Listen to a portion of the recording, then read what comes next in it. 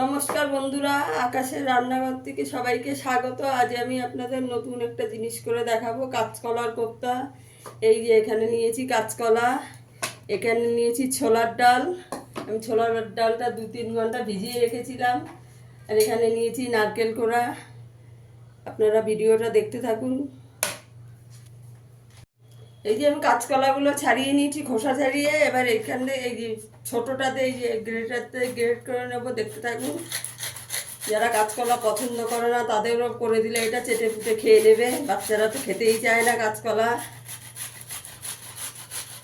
আমার মতন এইভাবে বানাবেন, সবাই চেটে ফুটে খাবে। এই যে দেখুন, এরকম হবে। এইভাবে গ্রেট করে নিতে হবে।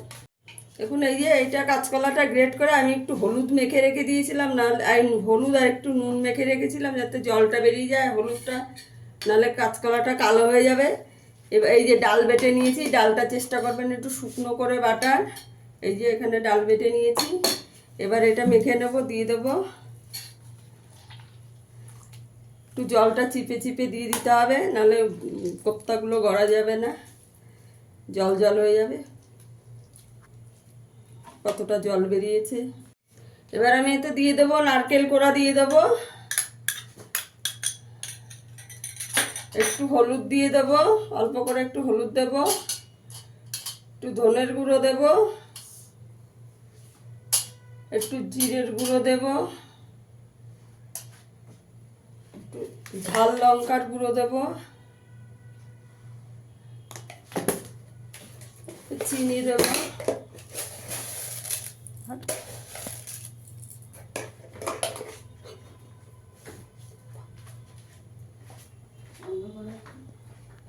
এখানে 1 চামচ আদা বাটা দিয়ে দেবো। এবার দিয়ে সব ভালো করে মেখে নিতে হবে। এখানে আমি তেল গরম বসিয়ে দিয়েছি, এরকম কোপ্তার মতন বানিয়ে ভেজে নেব। আর এখানে আমি আলু কেটে রেখেছি, 3টে আলু কেটে রেখেছি। এবং সবগুলো ভেজে নেব। আঁচটা একটু কম করে দিয়ে ভাজতে হবে। আপনারাও এরকম বানাবেন, বানিয়ে খেয়ে দেখবেন।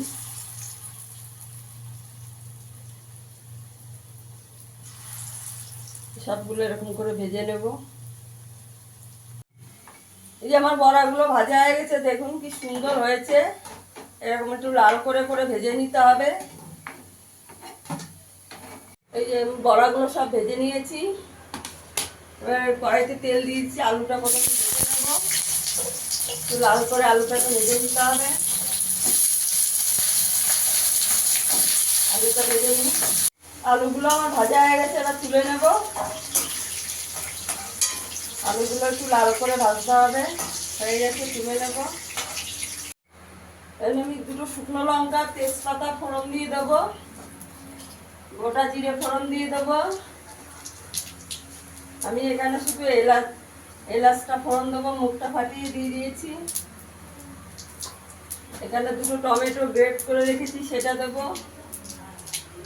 2টো টমেটো গ্রেট করে রেখেছি, এটা দেবো। মশলাটা দিয়ে সুন্দর গন্ধ বেরোলে টমেটোটা দিয়ে দেবো। টমেটোটা থেকে কাঁচা গন্ধ চলে যাওয়া একটু কষাতে হবে। এবার এখানে 1 চামচ আদা কাঁচা লঙ্কা বাটা দিয়ে দেবো। এবার হলুদ দিয়ে দেবো 1 চামচ, কাশ্মীরি লঙ্কার গুঁড়ো দিয়ে দেবো 1 চামচ, জিরের গুঁড়ো দেবো 1 চামচ, ধনের গুঁড়ো দেবো 1 চামচ, পরিমাণ মতো নুন দিয়ে দেবো। এবার দেবো একটু ঝাল লঙ্কার গুঁড়ো দেবো, দিয়ে মশলাটা ভালো করে কষিয়ে নিতে হবে। মশলা যতক্ষণ না কাঁচা গন্ধ যায় ততক্ষণ কষিয়ে নিতে হবে। মশলাটা ভালো করে কষানো হয়ে গেছে, এবার আলুগুলো দিয়ে দেবো। এখানে আমি একটু গোলমরিচের গুঁড়ো দেবো, দিয়ে আবার ভালো করে একটু কষিয়ে নেব। আলুটাকে একটু ঢাকা দিয়ে কষিয়ে নেব। আমি একটু ঢাকা দিয়ে দিয়েছিলাম, ঢাকা দিয়ে আলুটা ভালো করে কষিয়ে নিতে হবে।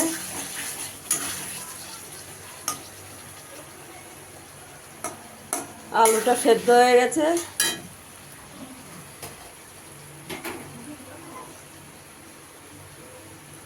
ভালো করে কষানো হয়ে গেছে, মশলা দিয়ে তেল ছেড়ে গেছে। এবার আমি গরম জল করে রেখেছি, গরম জল দিয়ে দেবো। একটু ঝোলটা বেশি দিতে হবে, নাহলে ঝোল সব টেনে নেবে। এবার ঝোলটা ফুটলে আমি বড়াগুলো দেবো। আমার ঝোলটা হয়ে গেছে, এবার সব বড়াগুলো দিয়ে দেবো।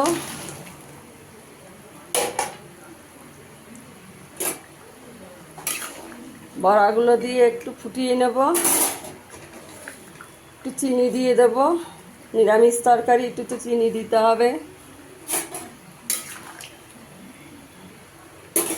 এখানে আমি একটা ভাজা মশলা দিয়ে দেবো। এখানে আছে জিরে, ধনে, শুকনো লঙ্কা, পোস্ত শুকনো খোলায় ভেজে আমি গুঁড়ো করে রেখেছি, একটু দিয়ে দেবো।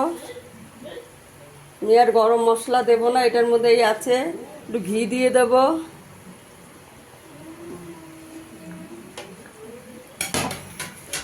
দিয়ে 5 মিনিট একটু চাপা দিয়ে দেবো। এখন আমার এটা হয়ে গেছে তরকারিটা। দেখুন বন্ধুরা কত সুন্দর দেখতে হয়েছে। এবার আমি গ্যাসটা বন্ধ করে দেব। বন্ধ করে দিয়ে 5 মিনিট ঢাকা দিয়ে রাখবো, তারপরে আমি সার্ভ করে দেখাচ্ছি। দেখুন বন্ধুরা, আমার কাঁচকলার কোপ্তাটা হয়ে গেছে। রেসিপিটা কেমন লাগলো আমাকে কমেন্টে জানাবেন। যদি ভালো লাগে লাইক করবেন, শেয়ার করবেন, চ্যানেলটাকে সাবস্ক্রাইব করে রাখবেন। সবাই ভালো থাকবেন, সুস্থ থাকবেন। ধন্যবাদ।